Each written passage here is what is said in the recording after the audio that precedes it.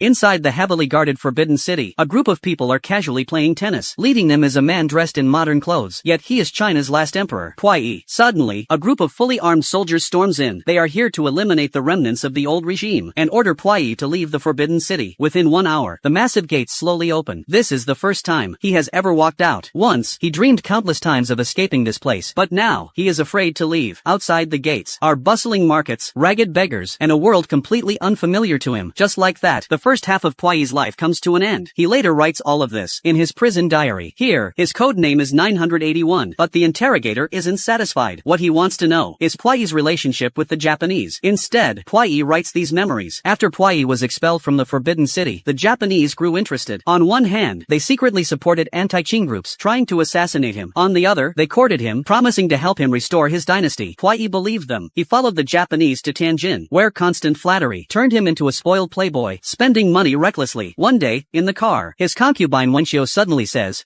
"I want a divorce." Puyi falls silent for a moment, then replies coldly, "No one can divorce me."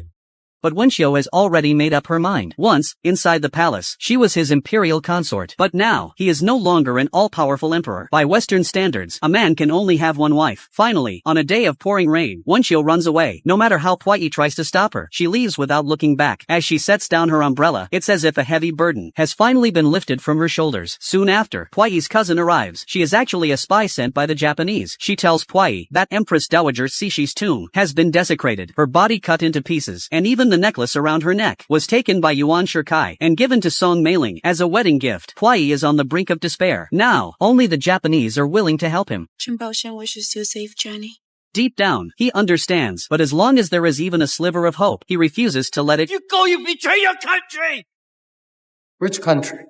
Soon, Puyi follows the Japanese to northeast China and establishes the puppet state of Manchukuo. Dressed in imperial robes, he slowly steps down from the train. Amid cheers from the crowd, he ascends the throne once again. But what he doesn't realize is that just like before, he is still nothing more than a puppet. His empress, Wanrong, is unhappy as well. After returning from a trip to Japan, Puyi discovers that his troops have been disarmed and that the Japanese have forced him to replace his prime minister. The new prime minister, shockingly, is a major drug trafficker. Puyi endures it again and again, until finally, during a meeting, he explodes in anger. Manchukuo is an equal nation to Japan. Hearing this, the Japanese delegates storm out. The Manchurian officials are left panicking, and soon they leave as well. In the empty conference room, only the puppet emperor remains. This was blatant exploitation from the start. How could the Japanese ever give him real power? Wanting to stand equal with the Japanese emperor was nothing but a fantasy. At a banquet that night, Puyi has barely sat down.